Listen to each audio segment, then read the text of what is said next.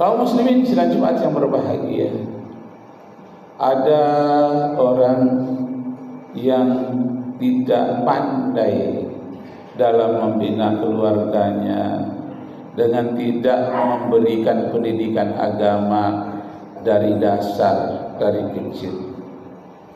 Taruhlah seorang ayah yang istrinya sudah meninggal dunia, dia tidak banyak di rumah, banyak keluar bekerja, sehingga anaknya kurang terdidik. Lalu sang ayah dalam satu kisah nyata, seorang ayah menitipkan kepada pamannya yang seorang guru. Tapi si anak ini ketika pamannya di rumah dia sholat, ketika pamannya di rumah dia mengaji, ketika pamannya tidak ada di rumah dia main-main saja. Begitu dari tahun ke tahun. Akhirnya hampir tamatlah si anak ini SLTA. Jarang masuk ke sekolah, tidak terpantau oleh pamannya. Sang ayah bertempat tinggal yang agak jauh, tidak tahu dan tidak ada laporan bahwa sang anak ini jarang masuk ke sekolah. Apa yang terjadi?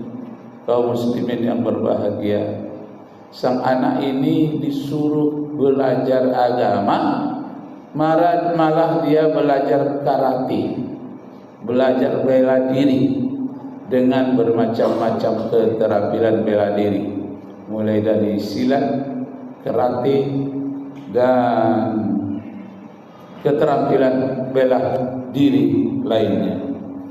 Tapi mengabaikan sholat, itu masalahnya. Kalau terampil karate, silat itu bagus, tapi jangan sampai mengabaikan sholat seharusnya.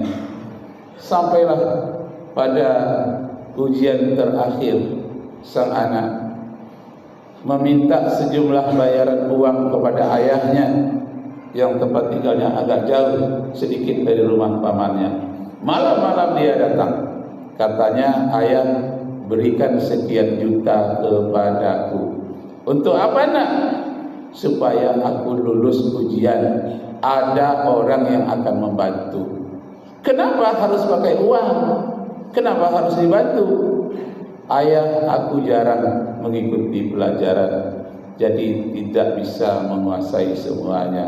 Karena itu ada orang yang berjanji bisa membantu. Sekedar lulus jadilah. Pada malam hari itu terkejut sang ayah dan emosi karena sejumlah uang yang diminta besar sekali. Sang anak yang sudah latihan karate, latihan silat, emosi juga. Sang ayah karena waktu mudanya juga hobi bela diri, terjadilah perkelahian antara ayah kandung dan anak kandung.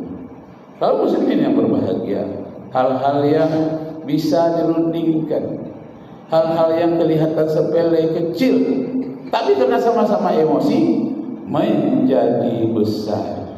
Sang ayah pingsan dikerante oleh sang anak disebabkan pernapasan sang ayah yang sudah pensiunan tidak seperti dulu, sedangkan anaknya yang masih muda napasnya dan tenaganya kuat sekali. Dalam kisah itu dinyatakan bahwa orang tuanya pingsan. Nah, pada waktu itu ada seekor anjing besar milik tetangga yang menggigit sang anak karena berlebihan dalam memukul orang tuanya. Maka sang anak pun menjadi pingsan. Kedua-duanya dibawa oleh tetangga yang lain dan ke rumah sakit. Kedua-duanya dalam keadaan pingsan. Yang satu pingsan dipukul oleh anak kandungnya, yang satu pingsan digigit oleh seekor anjing helder yang besar. Kaum muslimin yang berbahagia, apa yang dapat kita ambil pelajaran dari kisah ini? Di mana ketika sampai di rumah sakit, sang ayah diinjeksi dan dia sadar duluan. Waktu dia sadar itu nampak anaknya masih terbujur di sampingnya. Kemudian dia usap anaknya, ada luka-luka bekas digigit dan dihempaskan oleh seekor anjing. Maka menangislah orang tua, teringat anaknya, kenapa jadi begini?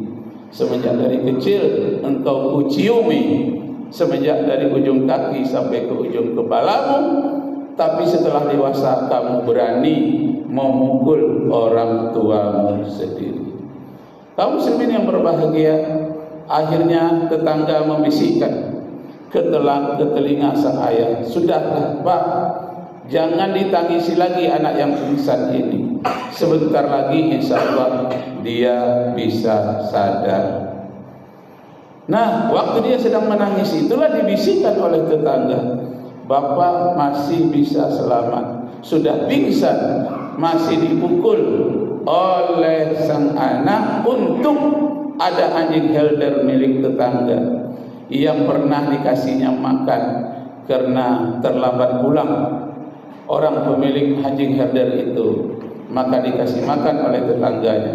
Maka anjing itu bisa membantu di saat orang yang pernah berjasa kepadanya pernah memberi makan satu kali. Yang terbayangkan oleh orang tua ini ialah anjing hanya diberi makan satu kali karena tuannya terlambat membalas jasa kepada orang yang berbuat baik kepadanya. Sedangkan anak kandung sudah bertahun-tahun dipelihara, dari kecil sudah ditimang-timang, setelah besar bukan dia membalas jasa, malah dia memeras orang tuanya. Na'udzubillahi min dzalik. Kaum muslimin yang berbahagia, pelajaran apa yang kita bisa petik dari kejadian ini? Mari kita lihat di dalam Al-Qur'anul Karim, surat At-Taghabun ayat yang ke-14. Inna min azwajikum wa auladikum aduwwan lakum fahzaruhum. Di antara istrimu, di antara anakmu ada yang akan menjadi musuh bagi dirimu. Oleh sebab itu, hati-hatilah terhadap istri dan anakmu. Didiklah istri dan anakmu. Fahzaruhum, hati-hati terhadap mereka. Kaum muslimin yang berbahagia, ayat ini kalau kita renungkan luar biasa. Ada seseorang yang menangis mendengarkan khutbah ketika ayat ini dibacakan. Lalu setelah khutbah ditanya, mengapa Bapak menangis membacakan ayat ini, mendengar ayat ini? Karena itu sedang betul-betul Ustaz terjadi pada diriku, di mana aku di pengadilan berhadapan dengan anak dan istriku menuntut harta gara-gara aku mengadakan poligami. Disangkanya harta itu akan tercurah kepada istri yang kedua. Salah sangka, akibatnya dia memusuhiku dan melaporkan ke pengadilan. Sekarang ini katanya, di saat saya mendengarkan khutbah itu, aku berhadap-hadapan dengan anak dan istri menuntut di satu pihak, sedangkan aku berada satu pihak, seakan-akan bermusuh-musuhan. Benar ayat ini terjadi pada diriku katanya. Inna min azwajikum wa auladikum aduwwan lakum fahzaruhum. Di antara istrimu, di antara anakmu ada yang akan menjadi musuh bagi dirimu. Karena itu didiklah mereka, hati-hatilah terhadap mereka. Kaum muslimin yang berbahagia, itu baru di dunia.